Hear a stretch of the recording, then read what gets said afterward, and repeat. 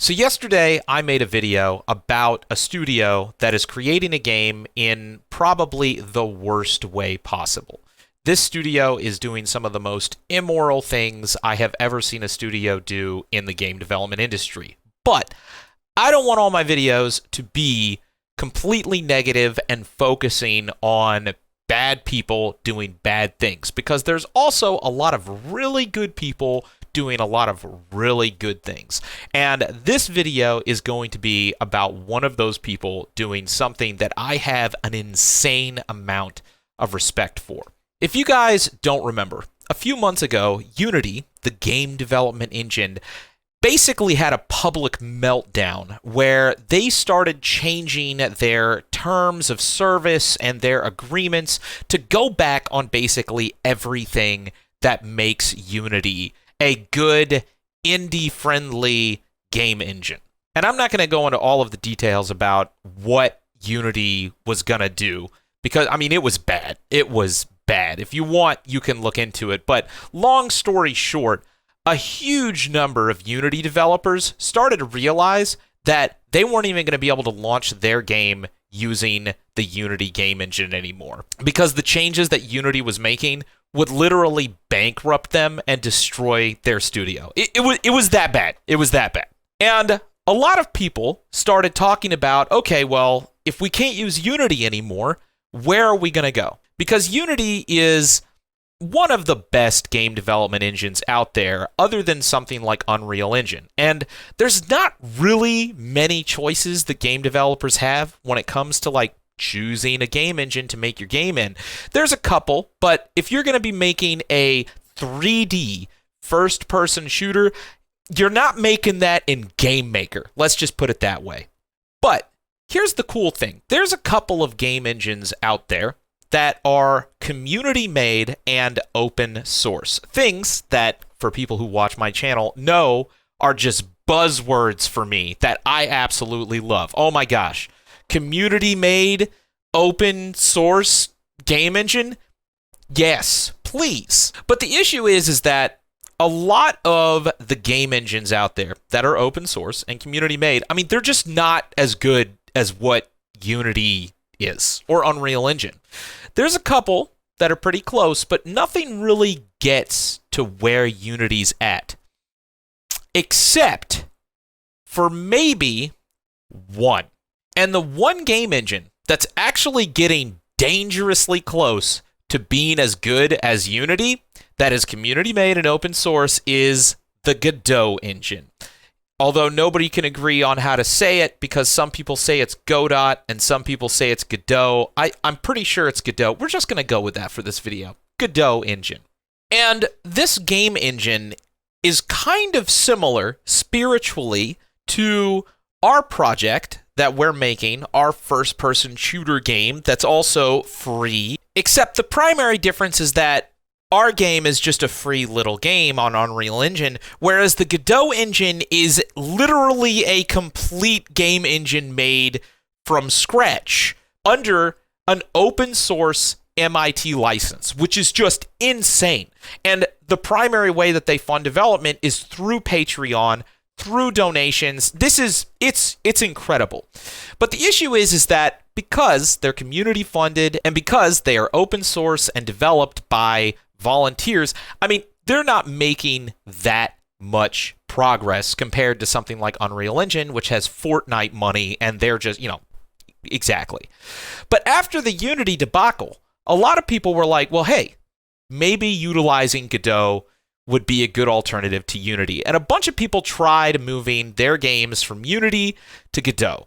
And I still remember our own team, since we've been making our game in Unreal Engine, when we started our project, we actually looked at the Gdau game engine because, I mean, it's everything that I love.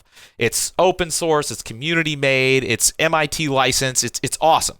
If we could make our game in Gdau, that would be incredible. But we came to the conclusion that the only way we could make our game in Gdau is either if we just had millions of dollars or if we were just freaking gods and just were able to do all of the work that would be required in order to build a full first-person shooter in Gdau, because Gdau does not have all of the features that Unity and Unreal Engine has that really help you get jump-started when it comes to making a full-featured first-person shooter game. And I don't want anybody to misunderstand me. It's entirely possible to make a first-person shooter game in Gdau, theoretically. But if you do that, you're going to have to make all of the stuff that game engines like Unreal Engine and Unity have that Gdau, it just doesn't have right now, unless you add it to Gdau yourself. But one person who is, in my opinion, quite possibly a god when it comes to game development, who was making his game in Unity, decided to take up the challenge of moving his game and building his first-person shooter in Gdau. And when we first heard this announcement, I still remember our whole team was talking about this, and we were like, dude, no way. No way. No way. Like, we know that this guy is talented, but, like, no way. No way, right? No way. But by God, the last few development blogs that he has been putting out, ever since he made the decision to move his game, he's actually doing it. And I am talking about none other than the developer of Road to Vostok. Now, if you guys have been following Road to Vostok, you know what type of game it is. It's kind of like Stalker, and I love games like Stalker, but it's built in a completely new universe. It has all sorts of new mechanics, and it's a Stalker fan wet dream, quite frankly. Just the idea of it. And there is actually a free demo of this game that you can play right now. It is in Unity, but it's on Steam. And you can go play the Unity demo, but dude, it's good. It's actually good. And I have covered Road to Vostok on this channel before, and I've also covered and promoted the Gdau Engine on this channel before, because I love both of those things. But now that we actually have a tactical first-person shooter being developed by a highly competent developer in the Gdau Engine, this might be the very first proof of concept of any three-dimensional first-person shooter that is fully functional and also aesthetically rivals AAA games, but developed in an open-source engine. And if he pulls this off, I mean, don't get me wrong, I'm excited about Road to Vostok, but I personally believe that him succeeding at this has much wider implications, because this will be the first time that a developer has created this kind of game on a MIT licensed game engine. That could be huge. And I actually have a lot of respect for people that do stuff like this. When we started Operation Harsh Doorstop, which is our game, even though it's on Unreal Engine, our main objective when we made that game was basically to stick it to a lot of the studios out there that were doing things that we just didn't agree with. They were putting out games that were way higher priced than they should be. They were putting out terms of service agreements that were just super abusive and just super overbearing. And one of the reasons that we wanted to create our own free tactical shooter was to escape all of those problems. I feel like what Road to Vostok is doing right now is kind of the exact same thing that we're doing, but just on a way bigger, way deeper scale, where this is a developer that got mad at an entire game engine development company and decided to move his game to a open source game engine where he redeveloped all of the technology that he would need, that he was using from Unity in order to build his game. Dude, that is the ultimate industry fuck you.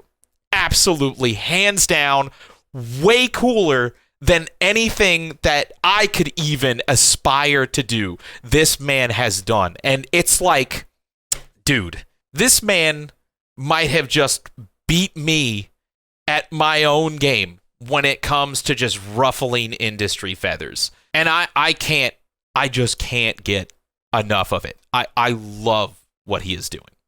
So, look, I know that there's a lot of bad people out there. There's a lot of real scummy game developers and, I guess also game engine developers and publishers and companies of all sorts that I think represent the worst in the game industry right now. But there's also a lot of really good people doing really cool, awesome, good things that I think deserve our support and deserve our attention, and they don't get enough of that support and of that attention. I think sometimes these people that are scammers and fraudsters, for whatever reason, they get a lot of the limelight, and people who are just quietly working and doing good don't get the attention that I think they deserve. And I think what this guy is doing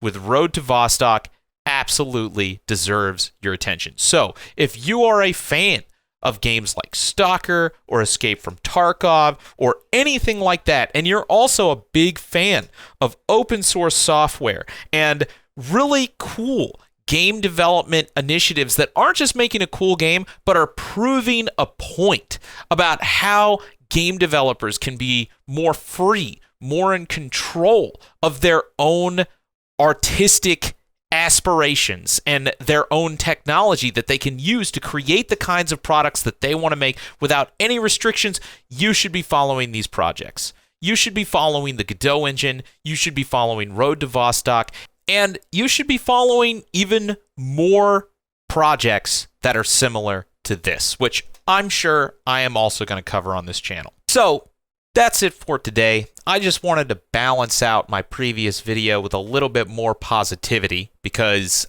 again, there's a lot of things to be mad about right now, but there's also a lot of things to be optimistic about, and that's what I wanted this video to be about.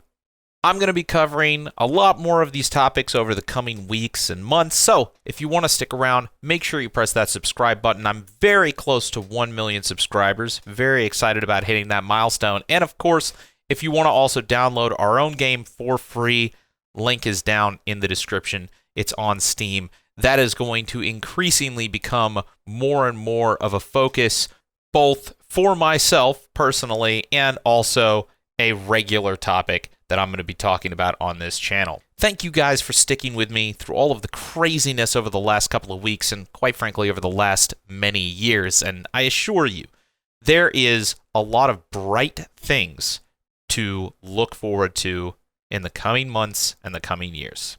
I'll see you guys in the next video very soon. Cheers.